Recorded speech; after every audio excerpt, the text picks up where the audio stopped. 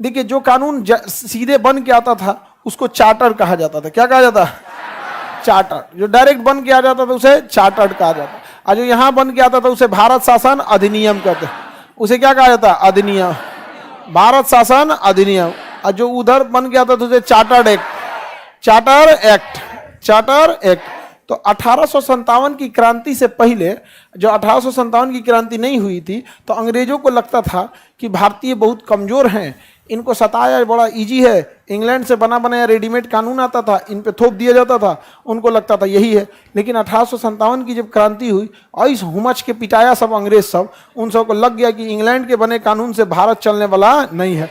वहाँ की police good morning करती है, यहाँ की पुलिस गुड मॉर्निंग करने लगे ना, तो टोपिया पहन के चक्कर है, चचा टोपिया तो बड़ा मस्त हो लो, दरोगा हो लो कि कौन ची, बड़ा बाबू की छोटा बाबू, खिलवाड़ बना देंगे सब।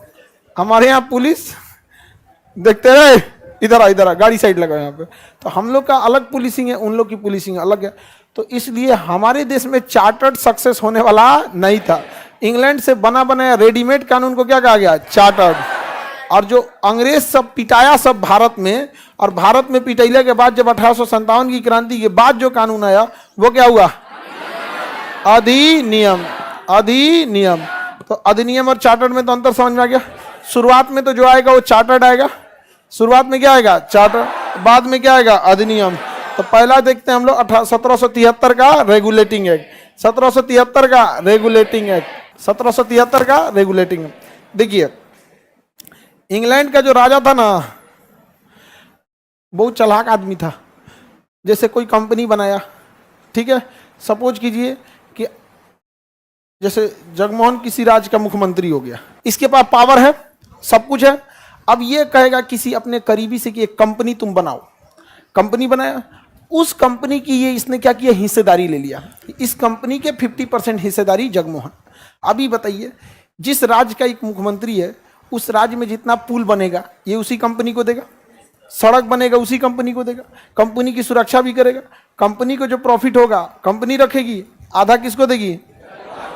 हाँ, जगमोहन को। आधा दे देगी जगमोहन को, कोई दिक्कत? तो कंपनी का प्रॉफिट हुआ, आधा किसको दे दिया? जगमोहन को दे दिया, कोई दिक्कत? जगमोहन। अब यही हो रहा था ब्रिटिश ईस्ट इंडिया कंपनी के साथ।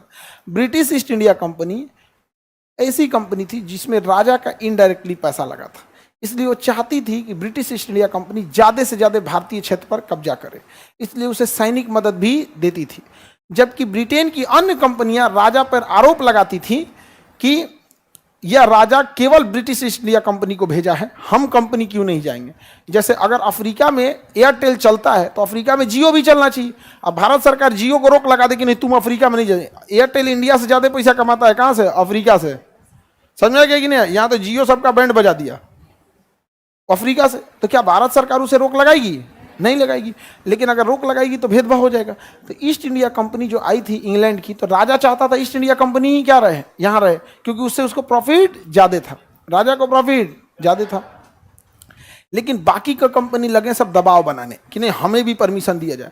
तो राजा ने कहा कि देखिए ईस्ट इंडिया कंपनी का कई काम है, वो ईसाई धर्म का प्रचार भी कर रही है, तो उसने धर्म का कार्ड खेल दिया।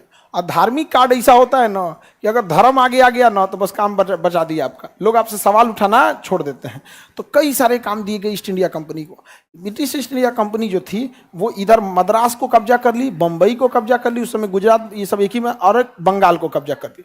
तो ईस्ट इंडिया कंपनी का यहाँ भी व्यापार था, मद्रास में भी व्यापार था। कहाँ था? मद्रास में भी था, और इधर बम्बई में भी व्यापार था। बम्बई में भी क्या था? व्यापार था। व्यापार करते थे लोग, वहाँ से सामान बना के लाते थे, यहाँ ज़्यादा रेट में क्या करते थे? बेच देते थे यहाँ पर। लेकिन धीरे धीरे इन लोगों को समझ में आया कि यहाँ पर व्यापार करने से ज़्यादा फायदा है इनमें लड़वा के क्षेत्र कब्जा कर लेने के लिए।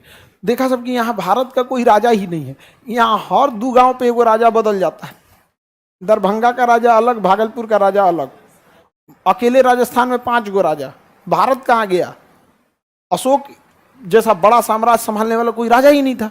तो अंग्रेजों को यहाँ विस्तार करने का मौका मिल गया। अब अंग्रेज क्या करते थे? ईस्ट इंडिया कंपनी बहुत पैसा लूटने लगती थी। राजा मद्रास से भी हिसाब लेता था, बम्बई से भी लेता था, और बंगाल से भी लेता था। इस वजह से राजा को बहुत ज़्यादा घपलाबाजी होती थी। तो राजा ने देखा कि कहाँ कंट्रोल करना ईजी है, तो उसने क्या किया, कहा कि देखो भैया ये जो बंबई और मद्रास है ना, इसको कलकत्ता के अधीन कर देते हैं, ताकि बंबई और मद्रास का हिसाब कौन लेगा? कलकत्ता। और कलकत्ता का हिसाब कौन लेगा? राजा, बंगाल का गवर्नर। तो बताइए, बंबई और मद्रास को कलकत्ता के अधीन कर दिया गया रेगुलेटिंग एक्ट के द्वारा। यहाँ पे एक सर्वोच्च न्यायालय की स्थापना किया गया, जो इन छोटे मोटे विवादों को क्या कर सकती थी? सुलझा सकती थी। तो सर्वोच्च न्यायालय की व्यवस्था 1773 के रेगुलेटिंग। यह किसके लिए बना था? भारत के लिए बनाया था या कंपनी के लिए बना? कंपनी के लिए। कंपनी के कर्मचारी कैसे काम करेंगे, कंपनी के कर्मचारी में कैसे प्रमोशन दिया जाएगा। देखिए, जब आप छोटे रहेंगे, छोटे लेवल का आपका बिजनेस रहेगा, तो आप देख सकते हैं किसका काम अच्छा है, किसका काम खराब है।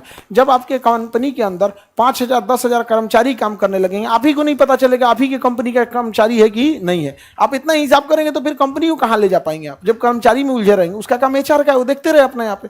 लेकिन उसके साथ पक्षपात ना हो जाए, किसे प्रमोशन देंगे, कहाँ से हिसाब किताब होगा, ऑडिट कहाँ से करना होगा, ये सारा लेखा जोखा रखने के लिए एक नियम कानून बनाइएगा कि नहीं बनाइएगा। आपको पता नहीं है कि आपका कंपनी का एम्प्लॉय कौन है, और उसी में कोई मनबड़ मैनेजर आ गया लगातार टॉर्चर करने उन लोग को, तो गलत बात हो जाएगा ना। तो इसी सब के लिए नियम कानून आया था कंपनी चलाने के लिए, जिसे कहा गया रेगुलेटिंग एक्ट 1773।